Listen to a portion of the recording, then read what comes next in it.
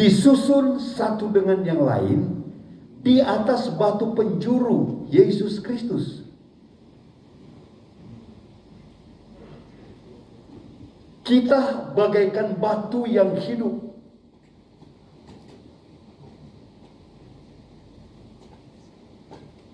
Yang membangun siapa?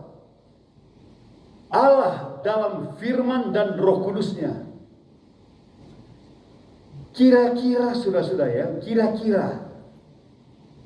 Saya berikan sebuah gambaran.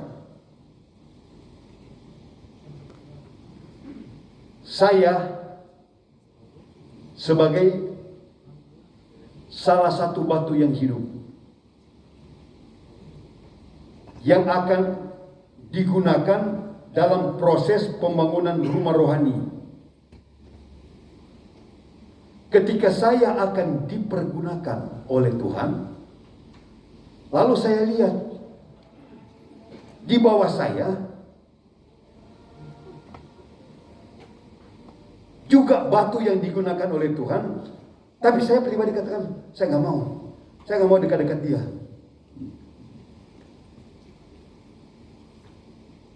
Saya nggak mau. Saya mau cari orang yang cocok dengan saya. Orang yang cocok dengan saya baru saya suka. Loh, kita ini batu yang hidup, yang digunakan, tapi mengatur si tukangnya. Nggak mungkin, saudara.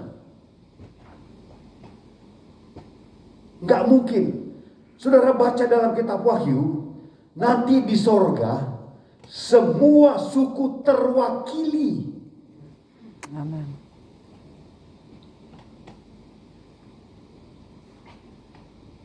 Sepanjang tulisan Alkitab, nggak ada tulisan berkata bahwa di sorga akan terwakili semua status sosialnya. Orang-orang kaya, orang miskin, orang sederhana dan sebagainya. Nggak, semua suku.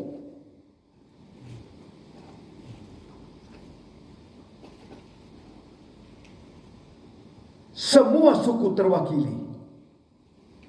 Nah, kalau misalnya kita menyadari kita adalah bagian dari bangunan rumah Allah itu, dan dijadikan batu-batu yang hidup, yang membangun siapa? Tuhan. Dia yang memilih hidup kita. Lalu kita ngatur Tuhan, saya nggak mau, dia nggak satu suku dengan saya, nggak kompak dengan saya. Nggak bisa, saudara. Kita yang mengalah untuk dibentuk oleh Tuhan dan digunakan oleh Tuhan dalam proses pembangunan rumah Allah itu.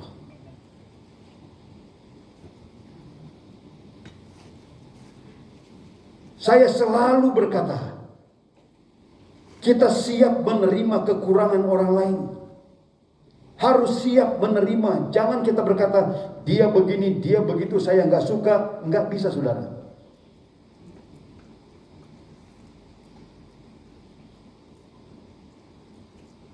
Saya buka satu rahasia kepada saudara. Di dalam Alkitab ditulis sebuah cerita. Di zaman pelayanan Yesus, jadi di saat Yesus eksis dalam pelayanan, dia dimusuhi oleh tua-tua Israel, orang Farisi, orang ahli Taurat, sangat memusuhi karena merasa tersaingi. Dan khotbah-khotbah Yesus betul-betul adalah khotbah yang hidup, yang mengatuk mulut para ahli Taurat. Satu waktu ketika Yesus ada di dalam Ka'bah, datang rombongan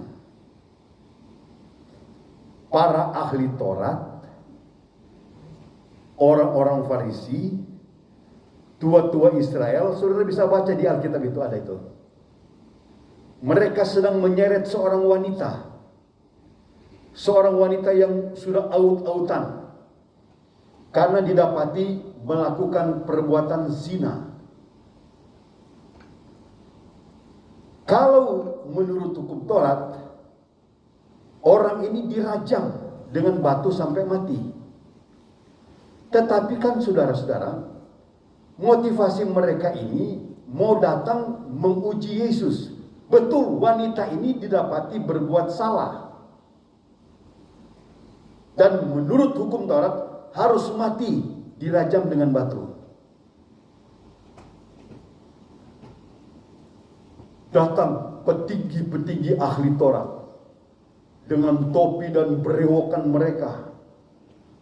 Lalu mereka seret ke tengah-tengah Ka'bah, berdiri di depan Yesus. Lalu mereka sodorakan kepada Yesus, ini kami dapati dia berbuat salah. Menurut hukum Taurat dia harus mati, dibunuh melalui rajaman batu. Nah, yang keliru di sini bagi orang Israel, para tua-tua, mereka tidak bawa mana si laki-lakinya. Lalu mana saksinya? Sedangkan menurut Alkitab harus saksinya 2, enggak ada.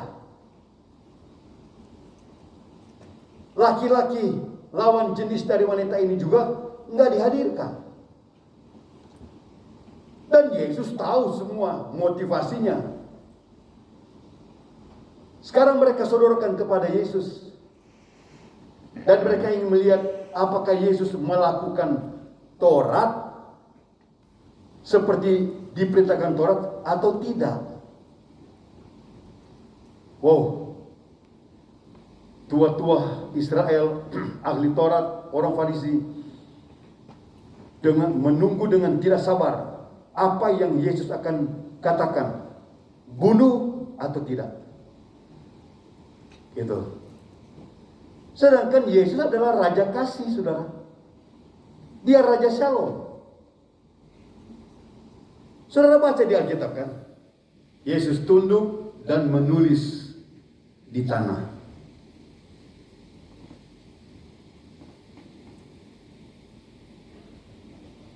Kenapa?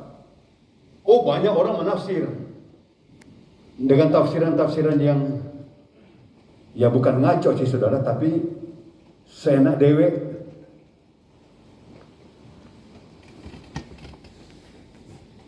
Di zaman Taurat sampai pada zaman Yesus, orang yang didapati bersalah seperti itu dihadapkan kepada imam besar dan hukumannya pasti mati. Tapi ada prosesi pengadilan dulu, peradilan dulu.